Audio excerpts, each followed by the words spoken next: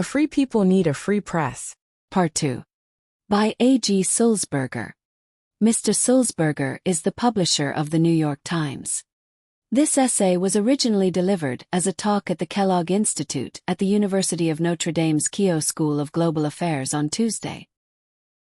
When I shared these insights in an essay in the Washington Post last September, my goal was to encourage the journalistic profession to prepare for what may come.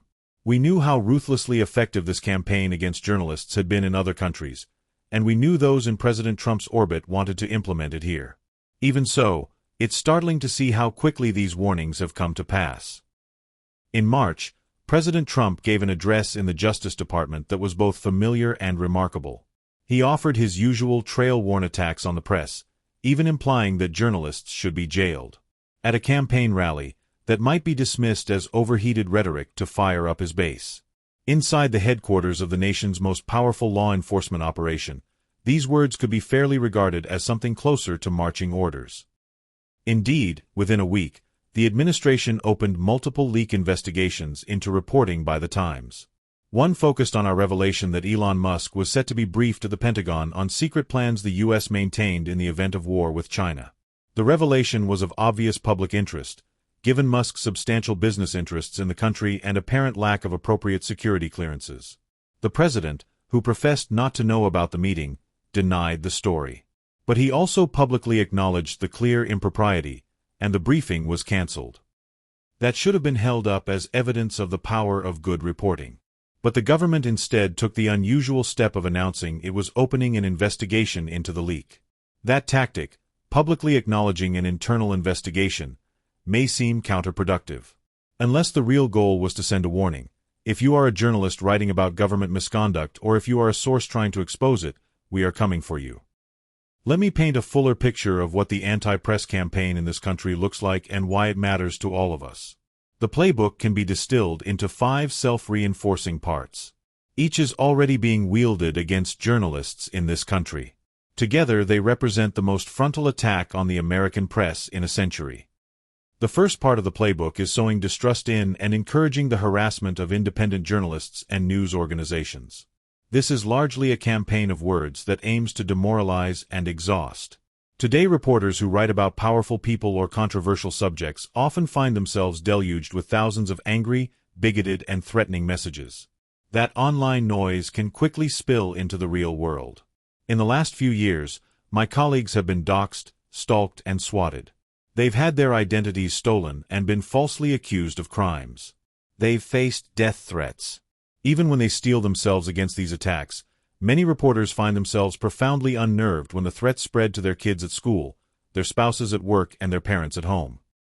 President Trump, as I described, has been unusually aggressive in his use of anti-press rhetoric, and his supporters have been equally aggressive in going after his targets. Their goal is not just to spook journalists. It's to train people to dislike and distrust the media.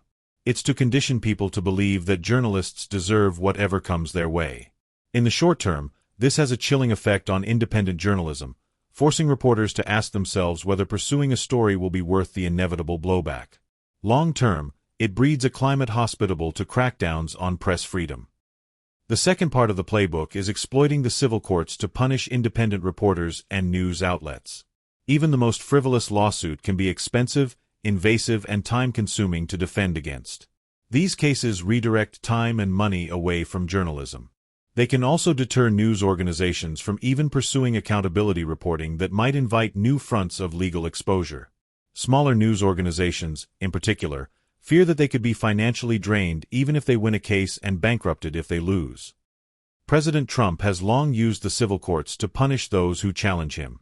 The Times and other independent news organizations have been frequent targets over the years.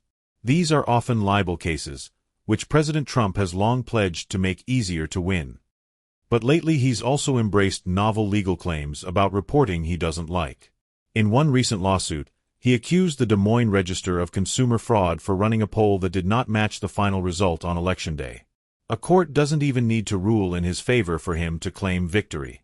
Musing in 2016 about a failed libel lawsuit against a former Times journalist, he said, "I spent a couple of bucks on legal fees, and they spent a whole lot more. I did it to make his life miserable, which I'm happy about." Since his re-election, President Trump has extracted multimillion-dollar settlements from companies like ABC, Meta, and X. Many legal experts regarded these cases as weak, but executives at each company had good reason to believe that the president could use his power to go after them in other ways if they did not pay or to reward them if they did. The third part of the playbook is abusing legal and regulatory authority to punish the parts of the press that exercise independence. The most obvious abuse of state power is prosecuting and jailing journalists for doing their jobs. But courts are better protected against abuse, and spurious criminal charges risk a public outcry. Subtler, more technocratic forms of executive power are often more effective and less likely to provoke public outrage. These tactics exploit weaknesses in the nation's system of governance like regulatory oversight, immigration enforcement, tax investigations, and government contracts.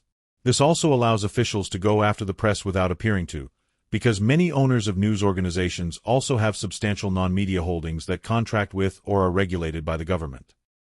In President Trump's first term, for example, his displeasure with the Jeff Bezos-owned Washington Post led him to try to upend Amazon's shipping deal with the U.S. Postal Service and undercut the company's defense contracting.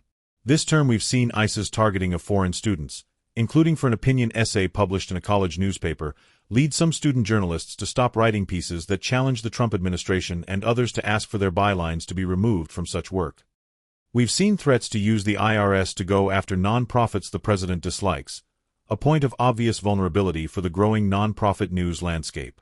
We've seen efforts to defund or dismantle public media, such as local radio stations, PBS and Voice of America.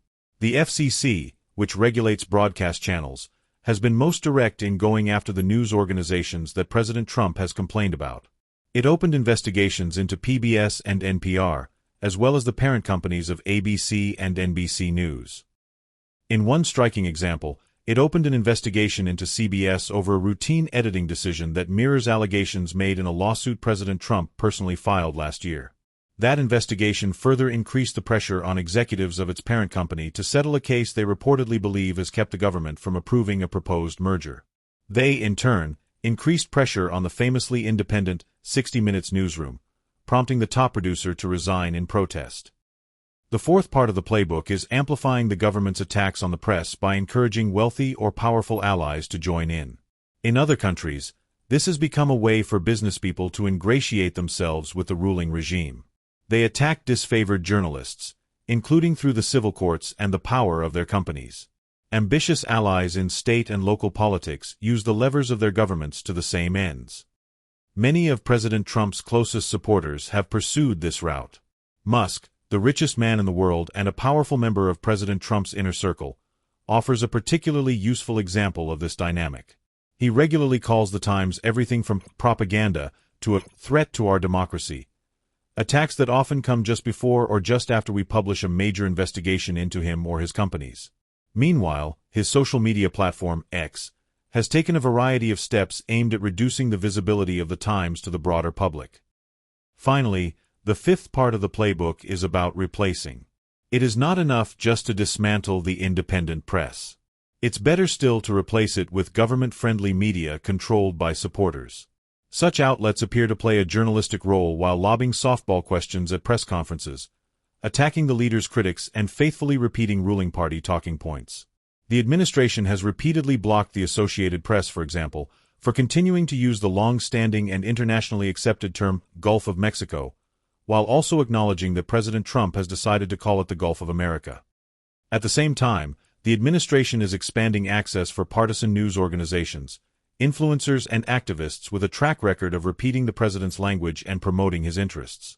Meanwhile, the administration announced that Voice of America, already gutted by cuts, will now be asked to air reports from the pro-Trump One America News Network. These efforts are portrayed as an expansion of perspectives. That would be a worthy goal. But in reality they are attempts to replace skeptical questions with supportive ones, independent accounts with recitations of the party line. Such a strategy, as the Fox News correspondent Jackie Heinrich said recently, does not give the power back to the people. It gives power to the White House. The administration seemingly confirmed this sentiment in a social media post, writing, "Since real journalism is dead, we will do it for you." Last month it began its own faux news site, the White House Wire. The initial reaction from media leaders has concerned those who recognize the importance of journalism in our democracy. Understandably so. Some, as I have noted, offered large sums to settle winnable cases out of court, which critics likened to paying a protection racket. Others adopted the president's preferred language, like Gulf of America, or retreated from policies he opposes, like diversity initiatives, perhaps to win favor, perhaps just to avoid retaliation. Some have gone so far as to rein in the journalism itself, most notably how their opinion departments operate, in ways their employees see as designed to placate the president. But there are also reasons for confidence, none more heartening than the actual journalism being produced. A number of outlets have shown continued willingness to follow the facts and publish pieces that may spark retaliation from the administration and its backers. The AP, for example, deserves great credit not only for going to court to resist the administration's efforts at intimidation. It also broke major stories on the Department of Government Efficiency's questionable claims. The Wall Street Journal investigated the administration's tumultuous approach to economic policy. The Washington Post exposed the haphazard handling of sensitive government data. Politico revealed dysfunction roiling the Pentagon. ProPublica probed the record of a top prosecutor, undaunted by his habit of threatening those who challenge the administration. At the Times, we continue to examine every element of the Trump presidency. Our beat reporters spend each day not just keeping up with the fire hose of news, an essential service itself. They also circle back to important stories and connect the dots between them to make sure readers understand their significance. Meanwhile, our investigative reporters continue to build on what is already the single largest body of accountability reporting ever produced by a single news organization on a single subject. They exposed how President Trump and his family leveraged his office to benefit their cryptocurrency firm and other business ventures. They revealed the reckless communication habits of national security leaders. They painstakingly documented that dozens of supposed Venezuelan gang members sent to a Salvadoran prison had no established gang ties, or any criminal record at all. The pressure we've faced from the Trump administration in response to our reporting so far has been fairly predictable. Names called. Access restricted. Government subscriptions canceled. Lawsuits threatened. Leak investigations opened. The administration may have more serious action planned.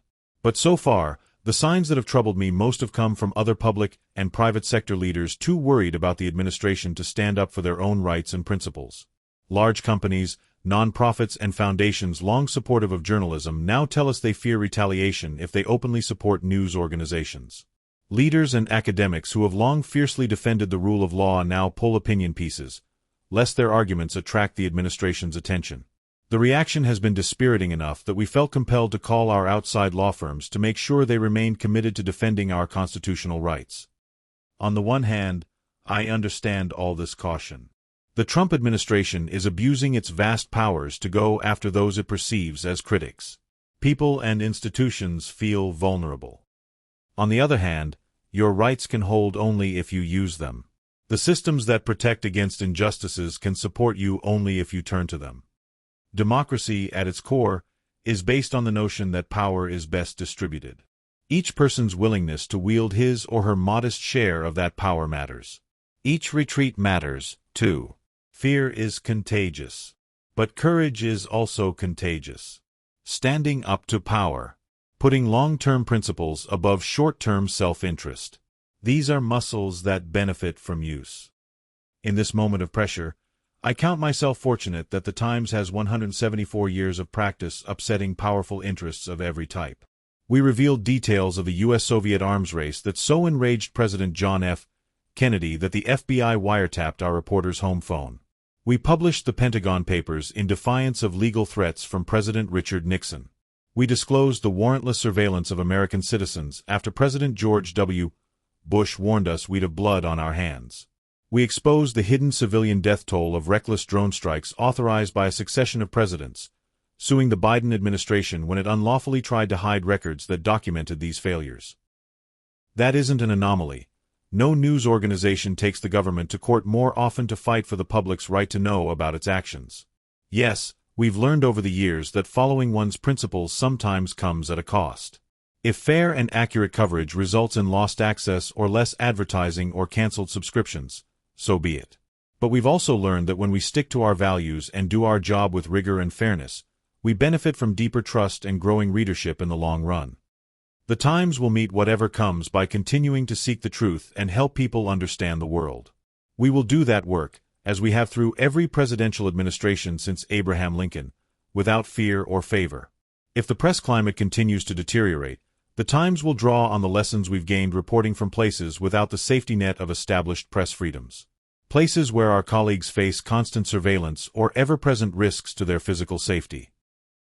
We know how to operate in tough conditions. And we've been drawing on those experiences to prepare our journalists for a more difficult environment at home, as well. Things like taking enhanced precautions to protect our sources in the face of surveillance and leak investigations. Maintaining pristine business practices to reduce exposure to abusive tax and regulatory enforcement. Increasing the budget for safety, security, and litigation nearly tenfold. Another critical step is supporting other news organizations when they face pressure. Our industry has a long history of competing on stories but uniting on the cause of press freedom. That will be necessary to avoid the divide-and-conquer strategy we've seen employed against law firms and universities. But in this moment of low trust for the press, we also need to do more to explain why the broader public should care as well, regardless of their politics. As we take all those steps, we must hold fast to our independence. This is a point that András Petheau, a courageous Hungarian investigative journalist, has emphasized in describing his experience reporting in the face of relentless government pressure. He warns that nothing makes autocrats happier than reporters who portray themselves as crusaders against the regime, or victims of it. It provides ammunition for those in power who wish to portray journalists not as disinterested truth-tellers but as members of the political opposition animated by partisan aims. If you act like an advocate, you should not be surprised if you become viewed as such, Petheau has said. I'm not saying that nobody should speak up. On the contrary, I hope that lots of people, human rights defenders, advocacy groups, or simply just average social media users, will do it. But if you are in the news business, your greatest possible contribution to saving democracies is doing your job and doing it well. Put another way, democracy assigns different roles to all of us. The role of the press is to arm everyone else with the information and context they need to understand and meet the moment. Without a free press, how will people know if their government is acting legally and in their interest? How will people know if their leaders are telling the truth? How will people know if their institutions are acting to the benefit of society? How will people know if their freedoms are being sustained, defended and championed, or eroded by forces that seek to replace truth and reality with propaganda and misinformation? A strong and independent press is essential to self-rule, to personal liberty, to national greatness. That once radical insight, made law in the First Amendment, anchored a centuries-long, bipartisan tradition of supporting the rights of journalists. If broken, a free and independent press won't be easy to rebuild. As the free press and democracy more broadly face this period of pressure, I'd urge you to support both by seeking out news sources worthy of your trust. News sources that produce original, independent reporting in the public interest and that have a record of challenging power, no matter who wields it. Make room for this kind of journalism in your lives and routines. Read, listen, watch. Engaging with the news is one of the simplest, most essential acts of citizenship. This is not the time to tune out.